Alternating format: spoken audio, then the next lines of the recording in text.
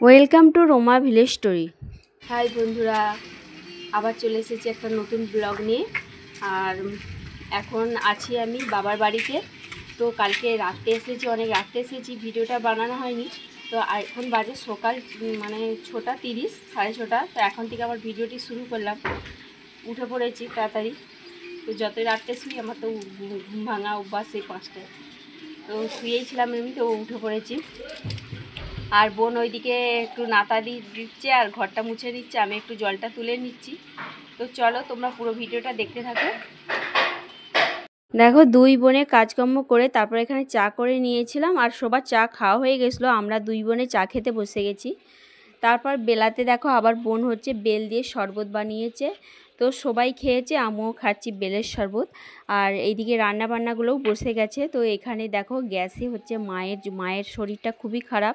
তো মায়ের জন্য আলাদা ঝোল হচ্ছে, এটা হচ্ছে মাগুর মাছ দিয়ে ঝোল হবে। আর এদিকে দেখো রান্নাশালে হচ্ছে আঁচের উনুনে বাবা হচ্ছে আজকে বিরিয়ানি বানাচ্ছে।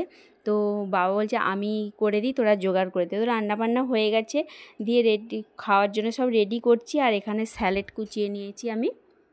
দেখো বড় হাঁড়ি করে বিরিয়ানি হয়েছে একবারে। আর বিরিয়ানি হলে তো মানে খুবই খাই, সবাই বিরিয়ানিটা ভালোবাসে। ওই করে একবারে দুবেলার বিরিয়ানি একসাথে করে নিয়েছে।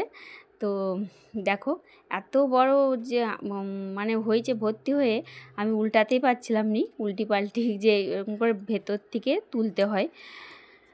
তো আমার বোন এসেছে আবার, বলছে চ মানে বড় একটা গামলির মধ্যে ওইটাকে ঢেলে দিবে আর কি। এই দেখো ঢেলে দিয়েছে। তো এখানে সব বসে গেছে খেতে। ওরা তো মানে কখন দিবে সেই বলছে। আর বাবা আর মা টেবিলে বসে খাচ্ছে, আমরা সব নিচে খাচ্ছি। ওর দিকে দিচ্ছে আর আমি ভিডিও বানাচ্ছি। তো খাওয়া দাওয়াটা করেই নিই।